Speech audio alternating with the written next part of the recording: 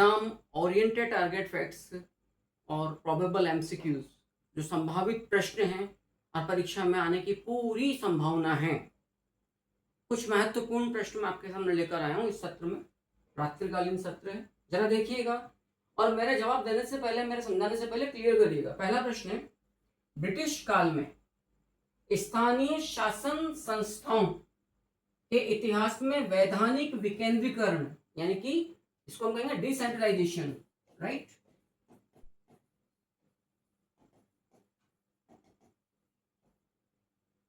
स्थानीय वित्त का यानी कि लोकल फाइनेंस का प्रारंभ माना जाता है। कुछ नीचे कुछ एक्ट्स हैं, कुछ अधिनियम रेगुलेशंस वगैरह दिए हुए हैं। दोबारा सुनिएगा, बड़ा महत्वपूर्ण ये प्रश्न आपके सामने आ सकता है। ये असल में गवर्नेंस के डिसेंट्रलाइजेशन, विकेंद्रीकरण और उसके तहत लोकल फाइनेंस यानी कि स्थानीय वित्त जैसा टैक्सेशन है कि नाउ यू आर फ्री, जो लोकल बॉडीज हैं दे आर फ्री टू, मतलब आप प्राप्त कर सकते हो टैक्स लगाकर, करारोपण करके जनता से, ताकि फिर आप शिक्षा है, स्वास्थ्य है, आपके रोड, स्ट्रीट लाइट्स हैं, रोड हैं, ड्रेनेज सिस्टम है, इन पर आप जनता के हित में काम कर सको। उसके लिए आपको सेंट्रल से मुंह ताकने की जरूरत नहीं है।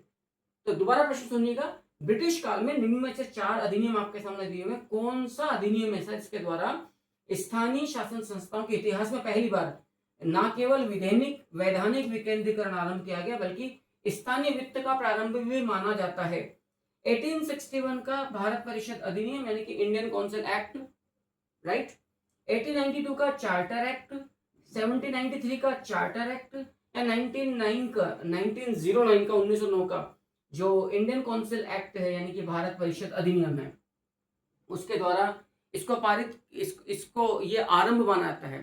तो 1861 के भारत परिषद अधिनियम या 1892 के चार्टर एक्ट के द्वारा या 1793 के चार्टर एक्ट के द्वारा या 1909 के भारत परिषद अधिनियम यानी कि इंडियन काउंसिल एक्ट, जो थर्ड 3 इंडियन काउंसिल एक्ट या भारत परिषद अधिनियम पारित हुए थे, इन चारों में से किस अधिनियम से वैधानिक विकेंद्रीकरण और स्थानीय वित्त का प्रारंभ माना जाता है? याद रखिएगा, नीचे के 3 जो उत्तर हैं इनमें से एक भी सही नहीं है। इसका सही आंसर है ऑप्शन ए, अर्थात 1861 का जो इंडियन काउंसिल एक्ट था यानी कि जो भारत परिषद अधिनियम था, याद रखिएगा,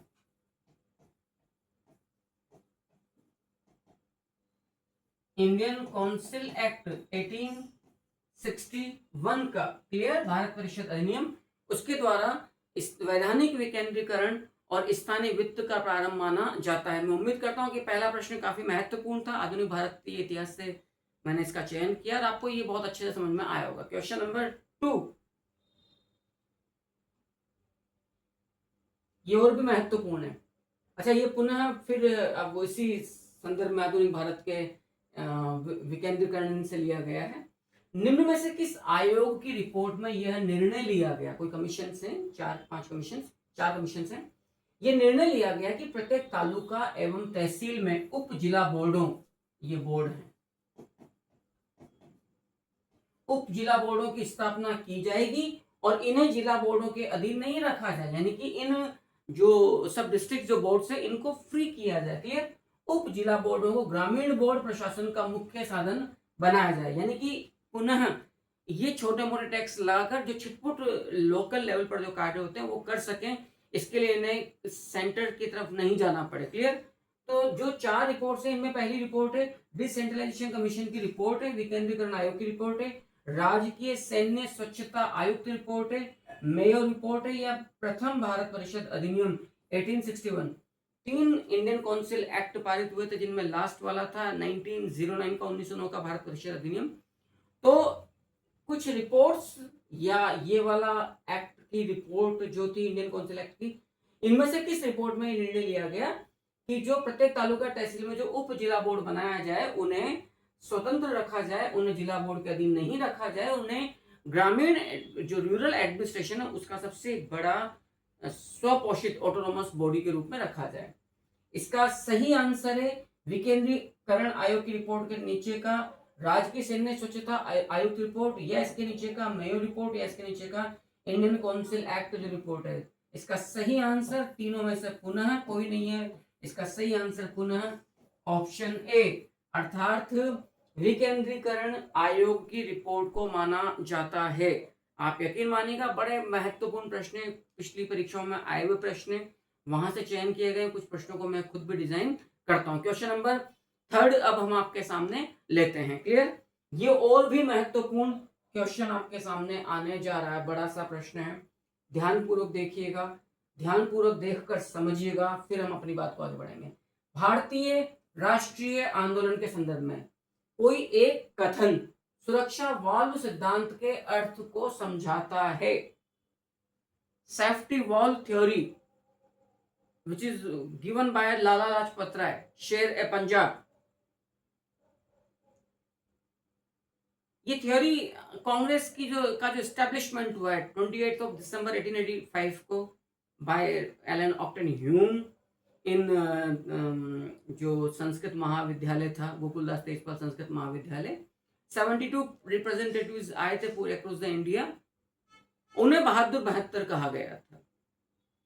हालांकि एक रोचक बात बतला दूं, यहीं पर एओ ह्यूम ने कभी कहा भी था कि आप में से किसी की हैसियत महारानी के जूतों के फीते बांधने लायक नहीं है, उसके बावजूद आप लोग यहाँ बैठे हो, तो जय क्वीन विक्टोरिया के नारे लगाइए। लेकिन ठीक है,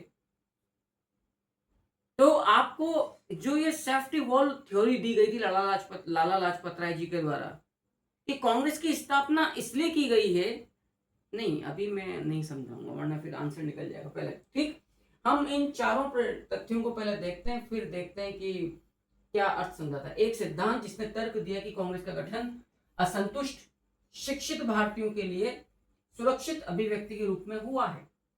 क्या ये पहला सिद्धांत, पहला कथन इस सुरक्षा वाल्व सिद्धांत के अर्थ को कारगर तरीके से समझाता है? एक सिद्धांत जिसने तर्क दिया कि कांग्रेस का गठन भारतीय लोगों के प्रति अंग्रेजों के शत्रुतापूर्ण व्यवहार के प्रति सुरक्षित अभिव्यक्ति के रूप में हुआ है। दोबारा सुनिएगा, एक सिद्धांत जिसने तर्क दिया कि कांग्रेस का गठन भारतीय लोगों के प्रति अंग्रेजों के शत्रुतापूर्ण व्यवहार के प्रति सुरक्षित अभिव्यक्ति के रूप में हुआ है। क्लियर है? तीसरा, एक सिद्धांत जो यह मानता था कि अंग्रेज तथा 1857 के पूर्व जो विप्लवी थे, जो विद्रोही बागी थे, एक दूसरे के प्रति अपने विभेदों का समाधान सौहार्दपूर्ण तरीके से करें। यानी कि जो विद्रोही हैं वो विद्रोह करने से पहले डिस्कशन वगैरह। क्लियर? अभी फिर आपको मैं अभी क्लू नहीं देना चाहता हूं किसी प्रकार। चौथा, एक विचार जिसका लक्ष्य भारतीय लोगों के मध्य सद्भावना का संवर्धन करना था। 4 तथ्य आपके सामने हैं। इन चारों तथ्यों में से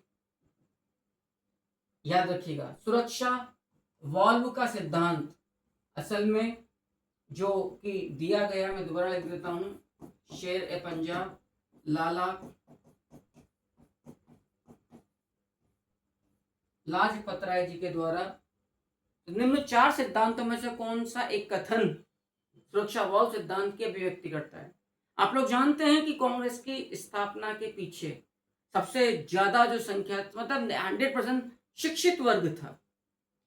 और यह भी आपको मालूम है कि जब लॉर्ड मैकाले ने अपनी थ्योरी प्रस्तुत की थी, उसने ये कहा था कि पूरे भारत भर के लोगों को शिक्षित करने की आवश्यकता नहीं है, इतना बजट देने की जरूरत नहीं है, गंवार लोग हैं, ये हम पर बोझ हैं, we are suffering from white man burden theory, white man burden ना। आप केवल कुछ वर्ग को शिक्षित कर दीजिए, वो भी अंग्रेजी मानसिकता वाली पढ़ाई लिखाई को, वो छन छन के नीचे तक चली जाएगी। तो अंग्रेजों को 1857 में लग गया था कि यदि हमने साधा होता भारतीय बौद्धिक वर्ग को, इंटेलेक्चुअल क्लास को, शिक्षित वर्ग को, यही वजह नोटिस करना, जितने भी लेफ्टिस्ट हुए जिन्होंने सपोर्ट किया ब्रिटिशर्स पॉलिसीज को आफ्टर इंडिपेंडेंस भी, वो तमाम वर्ग, लेफ्टिस्ट का तो पूरा पढ़ा लिखा वर्ग है। और जो भारत आजादी के बाद में जिन लोगों ने राज किया है, उनकी भी मानसिकता ब्रिटिशर्स ही थी, अंग्रेजियत मानसिकता थी।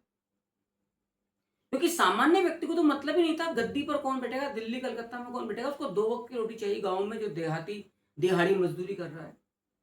तो कांग्रेस की स्थापना में आप लोग जानते हैं, चाहे कलकत्ता यूनिवर्सिटी के लोग हों, निश्चित सारे के सारे शिक्षित लोग थे, फर्राटेदार अंग्रेजी बोलने वाले, ब्रिटिश मानसिकता के, जो भारतीयों के हित के लिए अंग्रेजों का यहाँ टिकना उचित मानते थे, जो सामंतवाद को, राजे रजवाड़ों को, पुरातन व्यवस्था को खतरा मानते थे। तो इसका सही आंसर ऑप्शन ए होगा। मैंने इतना समझाने के बाद मैं उम्मीद करता हूं आपको बात समझ में आ गई होगी कि एक सिद्धांत जिसने तर्क दिया कि कांग्रेस का गठन असंतुष्ट शिक्षित भारतीयों के लिए सुरक्षित अभिव्यक्ति के रूप में हुआ है, कि इनके मन में क्या चल रहा है, क्योंकि यही तो बताएंगे अनपढ़ जनता को, अपने आसपास के लोगों को। भाई भारत अंग्रेजों की जो शोषणकारी आर्थिक नीतियां हैं, इसके बारे में कौन जानेगा? जो पढ़ा लिखा होगा इसको समझ होगी।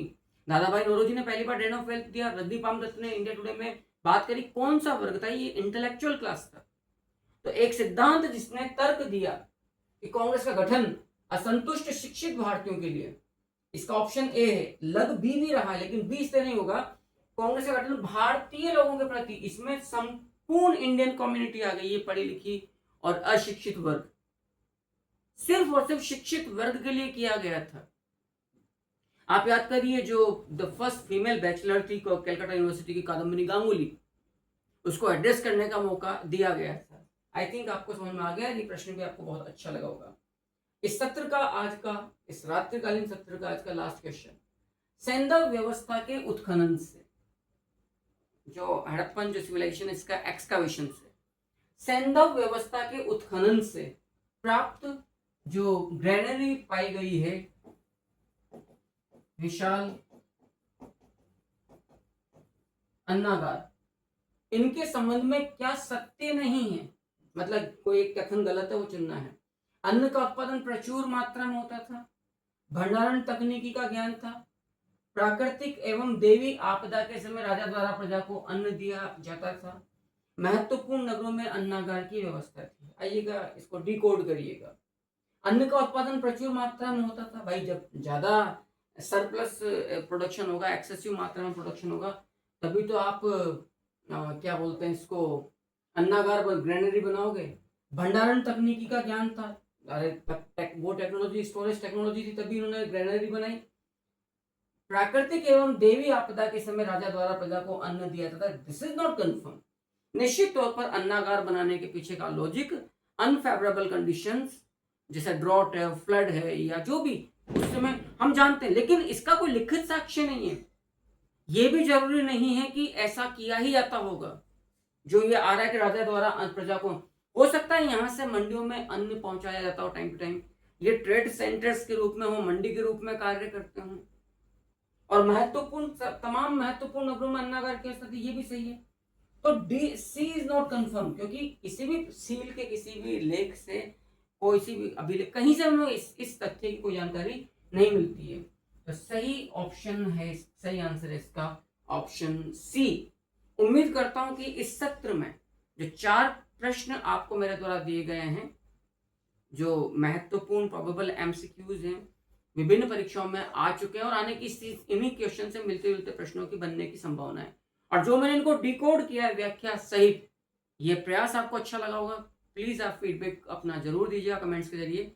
नेक्स्ट सेशन तक के लिए